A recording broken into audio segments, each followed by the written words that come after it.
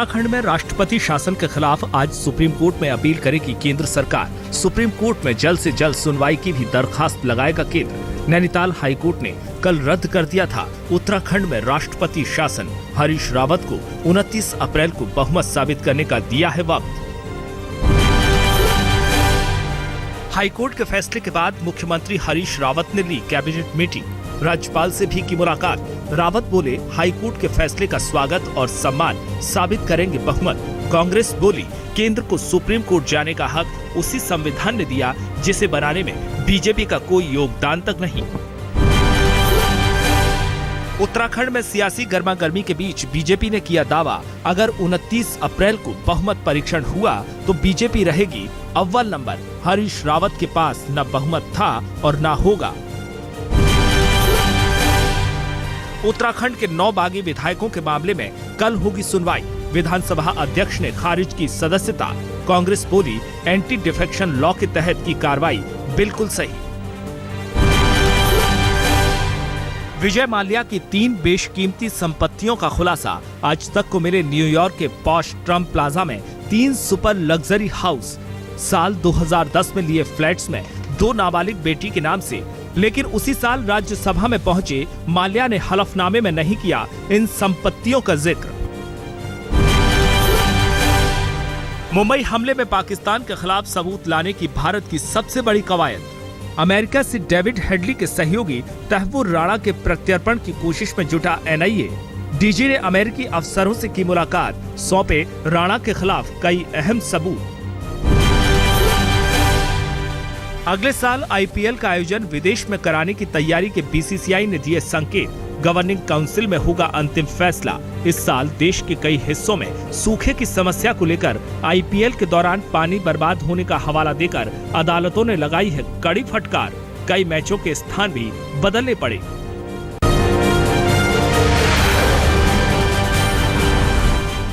और अब उत्तर प्रदेश की खबरें।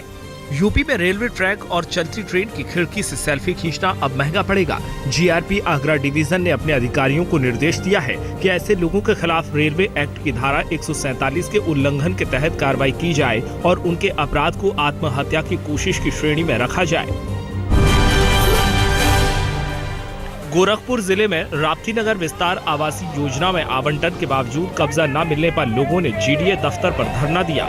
आरोप है कि 896 लोगों ने प्लॉट अपने नाम से अलॉट करवाया था और 261 लोगों की रजिस्ट्री 2012 में हो पाई थी, लेकिन पूरा भुगतान होने के बावजूद बाकी लोगों को प्लॉट पर कब्जा नहीं मिला है। यूपी में उन्नाव के हसनगंज थाना इलाके के नेपालपुर गांव में 15 साल की बच्ची के साथ चाकू की नोक पर रेप का मामला सामने आया है। लड़की का आरोप है कि पड़ोस में रहने वाले युवक ने अपने दोस्त के साथ मिलकर चाकू की नोक पर रेप किया। बुलंदशहर के पहासू थाना क्षेत्र के गांव भैयापुर में गेहूं की बालियां चुराने के आरोप में 9 साल के मासूम को घर में कैद कर जमकर पीटा गया। बच्चे को गंभीर हालत में जिला अस्पताल में भर्ती कराया गया है। पुलिस ने मुकदमा दर्ज कर आरोपी की तलाश शुरू कर दी है। संत कबीर नगर में आग का कहर है कि रुकने का नाम नहीं ले रहा। कल जिले के दुधारा थाना क्षेत्र के भरवलिया, सिंगारपुर, सुल्तानपुर में कई मकानों में आग लगने की घटना हुई, जिसमें कई परिवार बेघर हो गए। आग की सबसे बड़ी घटना बालू शासन में हुई, जहां खेत के डंठल में आग लगने से संत कबीर नगर और सिद्धार्थनगर जिले को जाने वाली मुख्य सड़क लगभग 2 घंटे तक बाधित रही।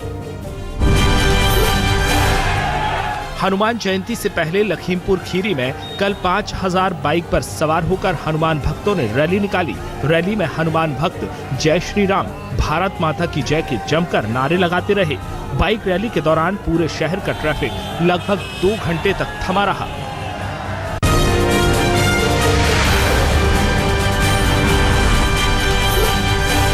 दिल्ली के परिवहन मंत्री गोपाल राय ने आरोप लगाया है कि ऑडी-1 स्कीम को फ्लॉप करने के लिए साजिश चल रही है। राय ने आरोप लगाया कि राजघाट के पीछे समेत कई जगहों पर खुले में कचरे में आग लगाने की घटनाएं इसी साजिश का हिस्सा हैं। उन्होंने साजिश को ही दिल्ली में कई जगहों पर ट्रैफिक जैम की वजह बताया। राय ने कहा कि सड़कों पर अचानक यूपी और हरियाणा नंबर की कारों का बढ़ना असामान्य है।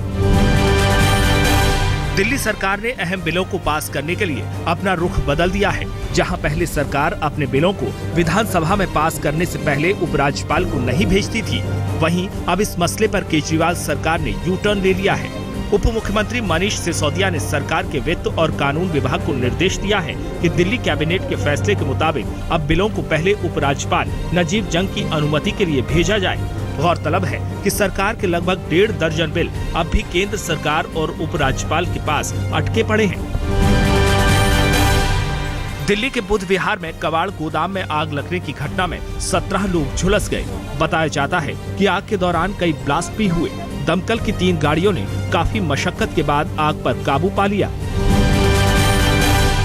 दिल्ली के जैतपुर इलाके में रेप का विरोध करने पर अपनी 15 साल की बेटी को गला घोंटकर मार डाला। आरोप है कि वारदात के बाद कातिल पिता ने अपनी पत्नी और अन्य बच्चों को जान से मारने की धमकी देते हुए चुप रहने के लिए कहा और फिर चुपचाप अपनी बेटी का अंतिम संस्कार भी कर दिया। लेकिन बच्ची की मां ने साहस दिखाते हुए पुलिस को पूरी घटना बता दी। पुलिस ने आरोपी को गिरफ्तार कर लिया है।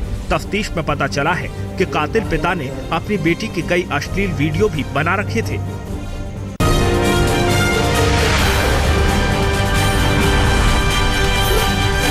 सूखे से पीड़ित महाराष्ट्र के अहमदनगर में पानी पर सियासत। एनसीपी ने लगाया कुकरी डैम से छोड़े गए 7 टीएमसी पानी को बर्बाद करने का आरोप। कहा, गृह राज्य मंत्री धारा 144 लगाकर हमें पानी लेने से रोकते हैं और उनके इलाके के लोग नहर काटकर पानी खेतों में बर्बाद कर रहे हैं। पानी के लिए गुजरात के कई इलाके भी तरस रहे हैं। दाहोद के कई गांव के लोग पीने के पानी के लिए दर दर भटक रहे हैं और गंदा पानी पीने के लिए मजबूर हैं। पानी की इस किल्लत को बिजली कटौती ने और बढ़ा दिया है।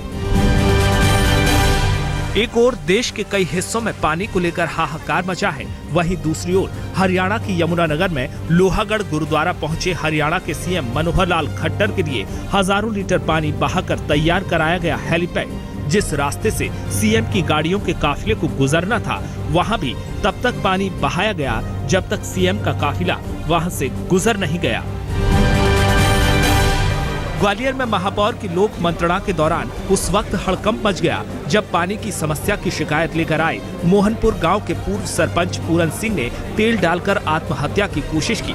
घटना के दौरान मौके पर मौजूद लोगों ने पूरन सिंह के हाथ से माचिस छीन ली और उसे पुलिस के हवाले कर दिया। पूरन सिंह ने कहा कि उसके इलाके में जल संकट है, लेकिन महापौर ने इस मामले को स्टंट बताते हुए कानूनी कार्रवाई की बात कही है।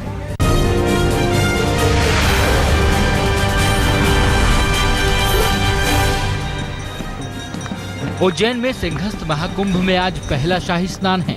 शिप्रा नदी में हजारों साधु संतों ने यहां डुबकी लगाई। सुबह 6 बजे सबसे पहले जूना अखाड़े ने शाही स्नान किया। सिंहस्थ महाकुंभ में आज दिन भर 13 अखाड़ों के साधु संत शाही स्नान करेंगे। शाही स्नान के दौरान सुरक्षा के लिए 25,000 जवान तैनात किए गए हैं। सिंहस्थ मेला क्षेत्र को 6 जोन और 22 सेक्टरों में बांटा गया है। यहाँ सफाई के लिए भी करीब 5,000 कर्मचारी लगाए गए हैं। आज अखाड़ों के शाही स्नान के साथ ही तमाम साधु संतों और नामी हस्तियों के साथ ही श्रद्धालुओं ने भी शिप्रा नदी में पवित्र डुबकी लगाई। सिंहस्थ के दौरान दूसरा शाही स्नान अक्षय तृतीया पर 9 मई को और तीसरा शाही स्नान 21 मई को होगा। सिंहस्थ के दौरान कुल 10 प्रस्तावित स्नान तिथियां हैं। शाही स्नान के साथ ही उज्जैन में महाकाल की भस्म आरती हुई, जिसमें महाकाल के दर्शन के लिए बड़ी तादाद में श्रद्धालु उमड़े। कपाट खुलते ही यहां सुरक्षा कर्मियों ने भी पूजा अर्चना की।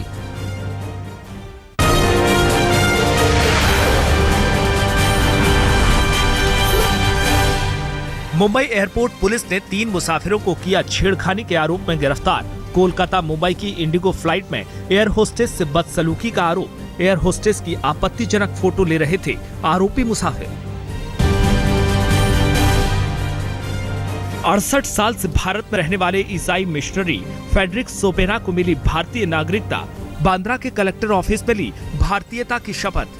22 साल की उम्र में सोसाइटी ऑफ जीसस के लिए काम करने भारत आए थे फेडरिक। 30 साल से लड़ रहे थे नागरिकता के हक की लड़ाई।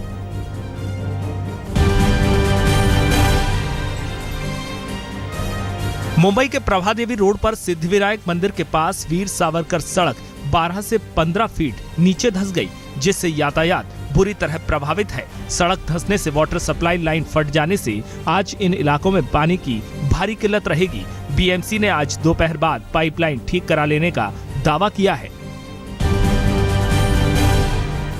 सलमान खान की फिल्म सुल्तान की शूटिंग इन दिनों यूपी के मुजफ्फरनगर में चल रही है।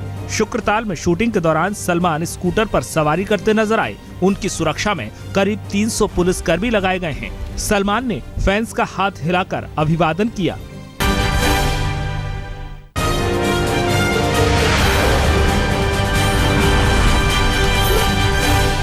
यूपी के हापुड़ स्थित सिंभावली शुगर मिल में गन्ने की खोई में आग लगने से अफरा तफरी फैल गई। तेज हवा के चलते आग ने कुछ ही समय में मिल के बड़े हिस्से को अपनी चपेट में ले लिया। आग में लाखों के नुकसान की आशंका जताई जा रही है।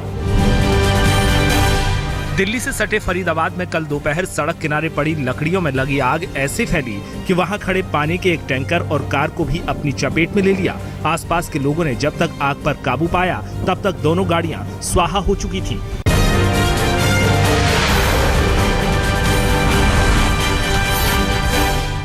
उत्तराखंड मामले से जुड़ी हुई खबर है जिसमें नैनीताल हाईकोर्ट ने केंद्र को फटकार लगाते हुए कहा है कि क्या केंद्र प्राइवेट पार्टी है, ये सवाल in a sense did not reflect the true Indian cultural ethos, did not represent our plurality. But do you believe that Asauddin Owaisi, because he said